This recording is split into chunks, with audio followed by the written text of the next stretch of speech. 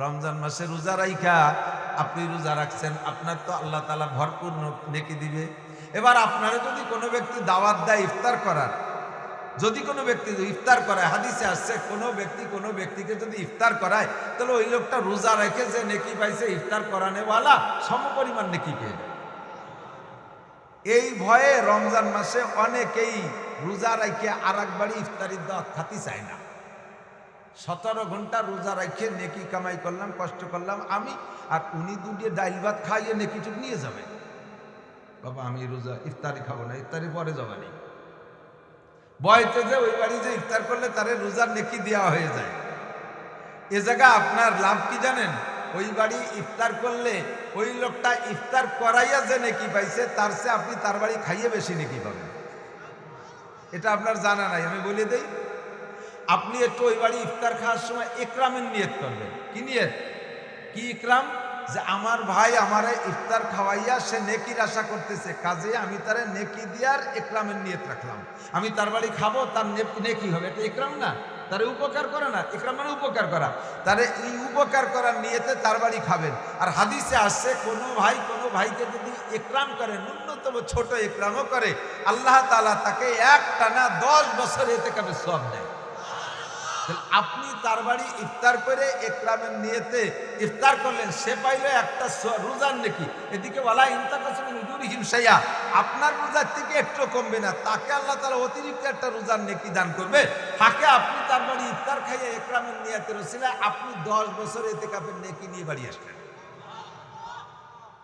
কি কায়দা চিন্তা করতে পারেন?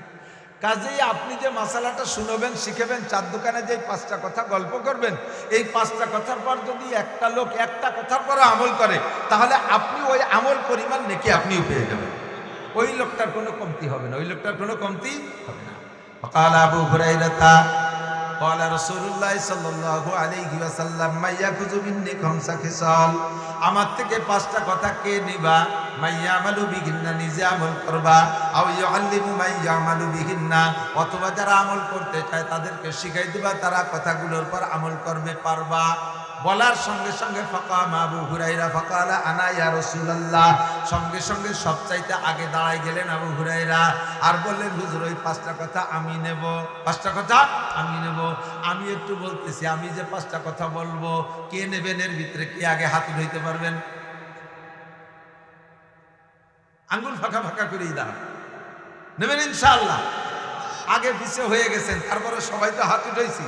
আল্লাহ সবাইরে নেওয়ার তৌফিক দান করে। আবু হুরায়রা আঙ্গুল উঁচা করে বললেন, হুজুর আমি নেব 5টা কথা।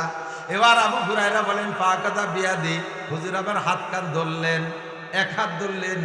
ফাআদ্দা গুন্না ফিহা, হাতের মধ্যে 5টা কথা আছে না নাই? 5টা আঙ্গুলের মধ্যে 5টা কথা, 5 আঙ্গুলের মধ্যে 5টা, 5টা আঙ্গুল এক ধারসে গুনতে গুনতে যায়। বাংলাদেশের ভিতরে সবচাইতে ঝামেলাওয়ালা আঙ্গুল কোনটা? বিদেশে আবার এই আঙ্গুলি ভারী দাম। একবার যদি দেখায় তাহলে হলো গুড, ভেরি গুড। আর 2 আঙ্গুল দেখাতে পারলে double very good, very very good. আর বাংলাদেশে 1 আঙ্গুল দিলি 1 ঘুষি, 2 দেহারি বাড়া মাথায় বাড়ি। বাংলাদেশে বুড়ো আঙ্গুলির তর্জমা হলো অন্য কিছু, বলা যাবে না, ঠিক না? তুই এই মুরব্বীর নাম কি? আমাকে দেশে কি কয়? বুড়ি আঙ্গুল কয় নাকি? বুড়ো আঙ্গুল। বুড়ো মানে কি? সবাই বয়সী। তাহলে 5টা আঙ্গুলের মধ্যে কি এটার বয়স বেশি নাকি? একই সাথে তো সব কটা হলো, তাই না? বুড়ো কে? এটা খাটো, বুড়ো হয়ে খাটো হয়ে গেছে। বাহ্যিক ভাবে দেখতে একটু মুরব্বী মুরব্বী মনে হয়। আর যত মুরব্বীর মধ্যে ঝামেলা, এর মধ্যে ঝামেলা। বুড়ো আঙ্গুল দেয়ালে চর্ম না, মাথা এক পাশে ধরলেন, হুজুরে বুড়োটারে ধরলেন 1 নম্বরটা। ফাআদ্দা গুন্না ফিহা, হাতের মধ্যে 5টা গুনিয়ে দিয়ে বললেন 1 নম্বরে এইটার ভিতরে ঝামেলা, এইটার মধ্যে বুড়োটা বাংলাদেশের তর্জমায় আমার মনে হয় হুজুর কইছে, এই বুড়োটার মধ্যে ঝামেলা, বিপদ এইটার ভিতরে। হুজুর বলেন ইত্তাকিল মাহারেম, 1 নম্বর হলো তুমি যত প্রকার হারাম কাজ আছে ছাড়িয়া দাও, যত প্রকার হারাম কাজ আছে ছেড়ে দাও। ইত্তাকিল মাহারেম, কি হবা তুমি? তাকুন আবাদান নাস, তাহলে তুমি হবা সবচাইতে বড় আবেদ, সবচেয়ে বড় বুজুর্গ, সবচেয়ে বড় ইবাদত গুজার। আল্লাহু আকবার। কথা ছোট কাজ মেলা বড়। শিক্ষিত মহল যারা তারা আমারে সহযোগিতা করবেন। লেখাপড়া যারা করছেন, পরীক্ষা নিরীক্ষা জীবনে 2-4টা পরীক্ষা দিয়েছেন, তারা জব দিতে পারবেন। পরীক্ষার পারচায় পরীক্ষার প্রশ্নপত্রে প্রশ্নগুলো সিরিয়াল ধরে লেখা থাকে। দেখবেন যেই প্রশ্নের বডি ছোট, প্রশ্নের বডি ছোট, ওর উত্তর কিন্তু অ্যান্সার কিন্তু বড় হয়। কতক্ষণ প্রশ্ন যদি ছোট হয় অ্যান্সার, যেমন আমি বলে দেই, ছোট্ট 2 কথার মধ্যে প্রশ্ন, একটা প্রশ্ন, পুরো বইতে যাহা কিছু আছে সব লিখিয়া দাও। 1 লাইনই প্রশ্ন শেষ না, লিখতে 6 মাস লাগবে। আর প্রশ্ন যদি বড় হয়, উত্তর ছোট হয়। বই ছাপাই দিয়ে বললো এই বইতে যাহা আছে সত্য না মিথ্যা, সত্য লিখে দিয়ে এটা ঠিক দিয়ে তুলে গেল, ঠিক না?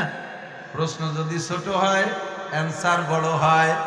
আল্লাহ নবী বলেন নাই বেশি বেশি নামাজ পড়ো সবচেয়ে বড় আবেদ হবা, বেশি বেশি তিলাওয়াত করো সবচেয়ে বড় আবেদ হবা, বেশি বেশি তাহাজ্জুদ পড়ো, বেশি বেশি তাবলীগে যাও, বারবার হজে যাও, বছরে বছরে হজে যাও, বছরে 2 বার উমরায় যাও, ডেলি 10 ঘন্টা জিকির করো, বছরে 5 বার সরমুনায় যাও, বছরে 3-4 চিল্লা দাও, তাহলে সবচেয়ে বড় আবেদ হবা। আল্লাহ নবী এ কথা বলেন নাই। নবী বলছেন মারাত্মক একটা কথা, ছোট্ট কথা, ইত্তাকিল মাহারেম, যত হারাম কাজ আছে এগুলো ছেড়ে দাও, তাকুন আবাদান নাস, তাহলে হবা তুমি সবচাইতে বড় আবেদ, সবচেয়ে বড় আল্লাহ ওয়ালা, সবচেয়ে বড় বুজুর্গ হইবা। এ বন্ধু আমার, যুবক, নেকির কাজ করা সহজ, গুনার অভ্যাস থাকলে ছাড়া বড় কঠিন। কতক্ষণ নেকির কাজ করা সহজ, নামাজ পড়ার অভ্যাস নাই, হাত ধরে টাইনে মসজিদে নিয়ে গেলাম, অজু গোসল আছে না আছে, সাথে সাথে কয়টা সিজদা দিয়ে চলে আসলা, অথবা লুঙ্গি মুঙ্গি পাল্টাইয়া কাপড় চোপড় পাল্টাই মসজিদে নিয়ে গেলাম, নামাজ পড়া সহজ। কোরআন পড়তে জানতে না, 2 মাস ধরে শিখিয়ে দিলাম, পড়া সহজ। জিকির করতে করার অভ্যাস নাই, সাথে নিয়ে টাইনে বসাই মাইক দিয়ে বসাই দিলাম, জিকির করা সহজ। দান করার অভ্যাস নাই, পকেটে টাকা আছে, ফুলই ফেলায় পাম্পটি দিয়ে 2-5 হাজার টাকা বের করে নিতে পারি, ইয়াও দেয়া সহজ।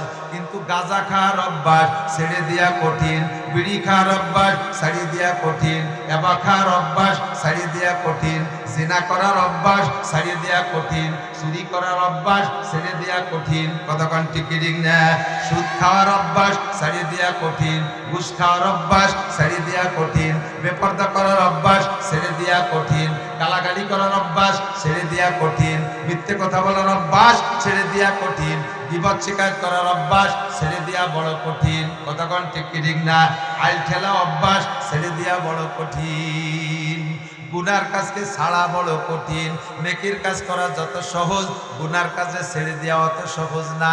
এই জন্যই নবী বলেন ইত্তাকিল মাহারিমা তাকুন আবাদান নাস, যত প্রকার হারাম কাজ আছে ছেড়ে দাও, তাহলে তুমি হবে সবচাইতে বড় আবেদ। আল্লাহ পাক বলেন বান্দা ইন তাজতানিবু কাবাইরা মা তুনহাউনা আনহু। এবার বন্ধুরে আমার দিক তাকান, গুনাহ কিসের মধ্যে আছে এটা আমার আপনারে বলে দেওয়া লাগবে না। প্রত্যেকের সিনার মধ্যে একটা মুক্তি আছে, প্রত্যেকের সিনার মধ্যে একটা মুক্তি আছে। বিবেকের চাইতে বড় আদালত নাই। মাঝে মাঝে বিভিন্ন জায়গায় লেখা দেখি তোমার বিবেক হলো সবচাইতে বড় আদালত, সবচাইতে বড় বিচার, সবচাইতে বড় বিচারক তোমার বিবেক। প্রত্যেককে আল্লাহ তাআলা যারা সাবালেগ, যারা পাগল মাতাল না, যারা জন্মসূত্রে বোকা না, মোটামুটি জ্ঞান বুদ্ধি আছে, এর প্রত্যেকের ভিতরে আল্লাহ একটা বিবেক দিয়েছে। ওই বিবেকেই বলে দেয় কোনটা জায়েজ আর কোনটা না জায়েজ। আমি মাঝে মাঝে উদাহরণে বলি, আমার সবই তো আপনাদের কাছে আছে, উদাহরণে মাঝে মাঝে বলি, এই যে প্রেসার মাপা যন্ত্র আছে না, প্রেসার মাপা যন্ত্র, এখানে বাহুতে বাজুতে মানে ডানার সাথে বাহুতে বেঁধে দিয়ে ওই বেল্টটা লাগাই দিয়ে থেকে 2টে পাইপ করে, একটা পাইপের মাথায় একটা ঘড়ি আছে না, আর একটা পাইপের মাথায় একটা হাওয়া দান পাম্পার, এখানে লাগাই দিয়া এরপরে হাওয়া দিতে থাকে, দিতে দিতে যখন ফুল টাইট হয়, যত হাওয়া দেয় তখন ঘড়ির মধ্যে একটা কাঁটা আছে দেখেন উপর দিকে উঠতে থাকে। এক পর্যায়ে যাইয়া আর হাওয়া খায় না, আর ওই কাঁটাটার উপরে উঠতে পারে না, এখানে ফেটে যাওয়ার মতো টাইট হয়ে যায়। এরপরে চাবি লুজ দেয়, চাবি লুজ দিলে কি করে ওই কাঁটাটা সরিয়ে চলে আসে এদিক, ফস করে খুব দ্রুত চলে আসে। যতক্ষণ পর্যন্ত দ্রুত আসে অতক্ষণ পর্যন্ত প্রেসারের হিসাব না, যে জায়গায় খোট খায় প্রথম খটকা হাই প্রেশার, দ্বিতীয় ছেড়ে দেওয়ার পরে যেখানে যায় সেটা হলো লো হিসাব।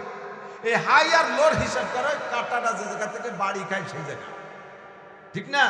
যতক্ষণ ফস করে শরীর চলে আসে অতক্ষণের মধ্যেই হিসাব নাই যে প্রেশার হাই না লো, ঠিক কি ঠিক না? সেম কোয়ালিটি, আপনাকে বলা লাগবে না। ব্যবসা করতেছেন কোন জায়গার মধ্যে হালাল করে যাচ্ছেন, কোনোদিন আপনার মনের মধ্যে খটকা আসে নাই।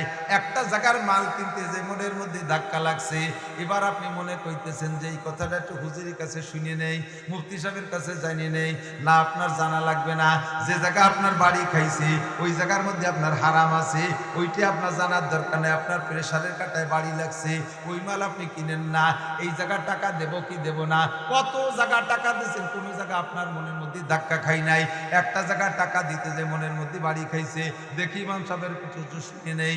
আর শোনা লাগবে না, আপনার মন মুফতিতে ফতোয়া দিয়ে দিয়েছে, আপনারে ধাক্কা লাগাইছে মানে ওই জায়গার সামনে বাড়া যাবে না।